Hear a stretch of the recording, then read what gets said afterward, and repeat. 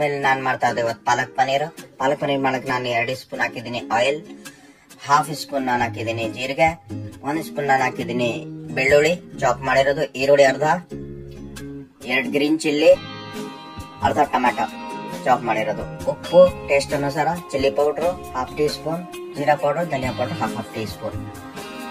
ಈ ತರ ಇದು ಮಿಕ್ಸ್ ಮಾಡ್ಬಿಡೋದು. ಮಿಕ್ಸ್ ಮಾಡಿದ್ಮೇಲೆ 2 ಸೌಟ್ ನಾನು ಹಾಕತಾ ಇದೀನಿ ಪಾಲಕ್ ಪೇಸ್ಟ್ ಮಾಡಿರೋದು, ಬಾಯ್ಲ್ ಮಾಡ್ಬಿಟ್ಟು ಪೇಸ್ಟ್ ಮಾಡಿರೋದು ಪಾಲಕ್ ಇದು.